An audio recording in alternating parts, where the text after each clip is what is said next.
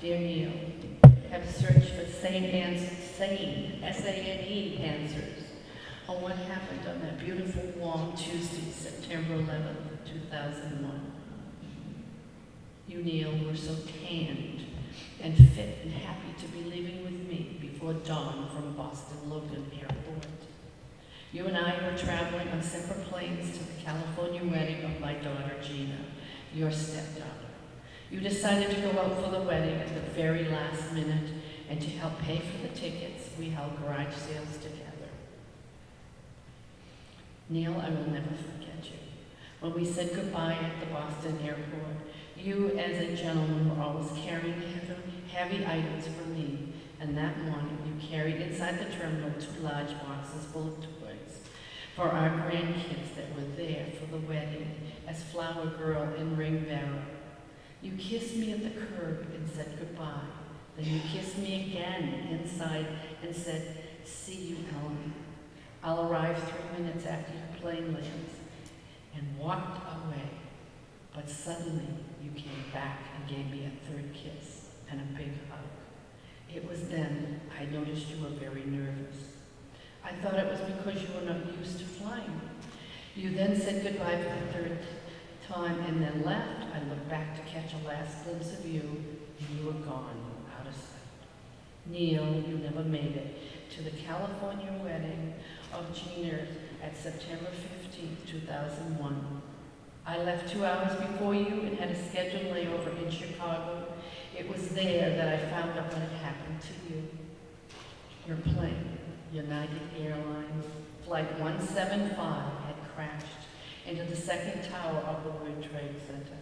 You, my husband, were gone in a ball of fire. The September wedding of 15th of Gina's went on in the defiance of what had happened on September 11th. Now, I stand as a widow of 4 days. Gina asked me to give her away.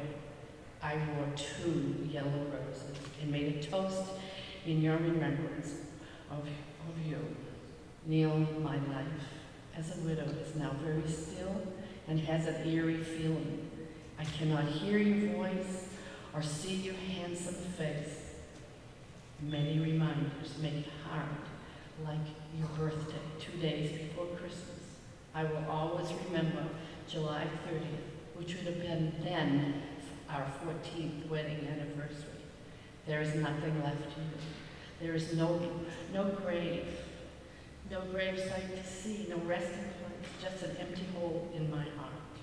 In the heartache of life without you, Neil, I realize that the sun has shone once again as it did on September 11th, 2001, when we parted for the last time. You as my husband, but it doesn't seem the same.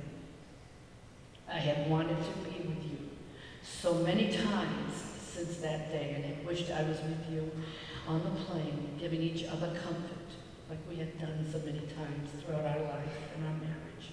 This was not, I guess, in God's plan for both of us.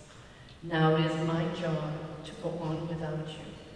Neil, I will always have the memories that we shared together, and I thank God for you being my husband for 13 years.